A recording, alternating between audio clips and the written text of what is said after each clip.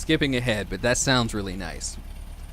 However, getting to this point was a little more difficult because the diesel engine went kaput and I decided to replace it with this gasoline one. I decided to use a carburetor instead of fuel injection, but when I got it, it wasn't in great shape and I decided to rebuild it. Without further ado, let's try to get through the ins and outs of this. I already took these screws out, so let's take off the top. So now we're inside the carburetor and you can tell already it's kind of dirty. If you look in the bowl, you can see it's got trash and junk in there. It's a simple 2-barrel carburetor. It only functions as one until you get on the throttle harder and the second one opens up. We're just going to take the parts out and put them to the side so that we can clean the carburetor. We're going to take this bottom jet out, and behind that one there's a little valve and it's got a little spring on it. Gotta kind of put these where we're not going to lose them. These other two jets are, I think, what they call main jets. They're for gasoline and they're in the bowl. Up top are air corrector jets, and that's where the air and fuel, it's another place where they get mixed, and you can see just a tiny hole in those. They're numbered, you can barely tell. This is an emulsion tube. They have different names, but I'm going to go with emulsion tube for now. Those are right underneath the air jets, and they have the little holes in them, and that's where part of that gets mixed up. These on the side are idle jets. And the idle jets are a two-piece thing. The screw part is actually a holder. The jet is this smaller piece right here. They come apart. What's next? The accelerator pump. When you get on the throttle, more fuel is introduced into the carburetor because of the small diaphragm underneath here. It unscrews and just pops off here. And it's just a lever. Underneath this, there's a diaphragm. That's not in great shape and kind of dirty too. So we're gonna replace that. This spring goes in here. You just put that to the side, we'll spin it around. We're not gonna worry about the choke because I can access that with it on the engine. But let's get on to the top of the carburetor. Here we've got the floats and some other various parts. To remove the floats, we just got to pull this pin out. The floats help determine the fuel level and other little operations inside the carburetor. Underneath them, there's another valve from up top. It's the needle and seat for the carburetor. I think just behind them is the power valve. It's another way fuel is delivered inside the carburetor. Some people don't like carburetors because they don't understand them. It's just a different way of doing things. I barely understand them. I've rebuilt like 3 and they all worked fine. The spring and diaphragm just kind of go together, and it's not in great shape. It's going to get replaced. Everything on top is pretty self-explanatory except this, which everybody just says to block off, and I don't know what it does. This is where a filter goes, and the other spot is the inlet for the carburetor. Gonna go ahead and take this off because I almost forgot.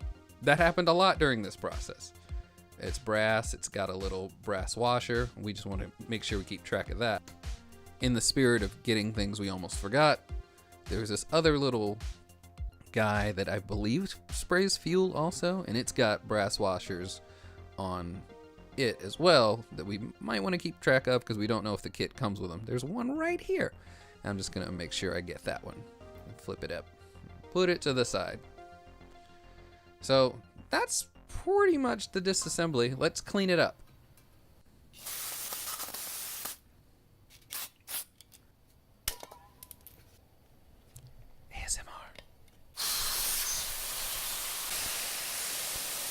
We've got ourselves a clean carburetor, so where do we go from here? Let's put new bits that I ordered from the internet in the carburetor and get it functioning like it should. Some of these looked fine. The brass bits were just kind of dirty, but I decided to replace them anyway. So let's make sure that we get these little brass washers where they should be. Put them in place. We've got to replace these are brand new floats. They're new old stock, which means they're probably from like 1989, but they're brand new and they look better than the ones that came out. We know that they haven't been taking on fuel, so we're gonna use them. You can get brass ones, but they're expensive. We got a brand new power valve to replace this one. It's just smart since we've had it all open to replace the parts. The float has to be adjusted a certain way. I gotta look that up, so we're just gonna put this off to the side for now. Tiny numbers on the jets.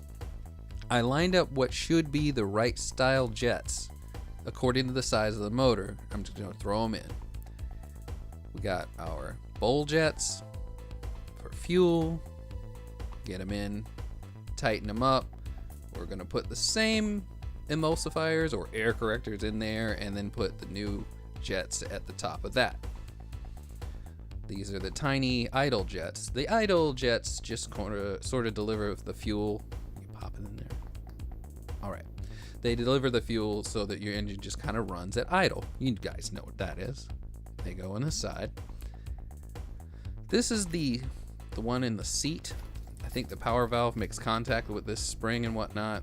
They don't look terribly different, but I'm gonna go ahead and use the new one and the new spring and little valve. You have to push the little valve and spring down when you tighten this with the screwdriver, but it's not terribly complicated and looks great so far. We got our spring that goes here underneath this diaphragm, using the nice new one obviously, and then we slip our cover over that, and the lever goes right here. That's where it gets bumped by the throttle. Throw our screws down in here. Just make sure that we got everything nice and tight. I didn't really look up how tight some of the things were supposed to be. Don't know if this is air or fuel, but we're gonna go ahead and spray through it just to be sure. And then we put it back in place. I didn't get a replacement for this little filter, so I cleaned it as best as I could, put it in place, and tightened it up. I didn't look up the torque specs, but we're working with aluminum and brass, and you don't want to go too far above hand tight anyway. You could hurt the metal. We've made our way back to the top gasket. The old one's crummy, the new one's a little wrinkly. We're gonna put some weight on it for a while, just to flatten it out some more. While we're waiting on that, I'll look up how to adjust the carburetor floats, and I made myself a little measurement to pull that off. I got them right where they need to be. It looks great. So this is flatter. We're gonna put it on the bottom half of the carburetor, try to line it up best we can, put the top in place. We're gonna turn it around and make sure that there's no weird gaps. Throw these screws in, get all 5 of them lined up. There's one in the back. And once we tighten these down, I think we made it. We've done it. This is a rebuilt carburetor now. Only thing left is to put it on the engine and give it a shot. I hope you guys liked this video and possibly learned a little bit about how carburetors are assembled at least. Maybe I'll explain how they work in another video. Take care. Come back soon, and don't forget my catchphrase. You know what? It would be rude if I didn't let you guys hear it start up.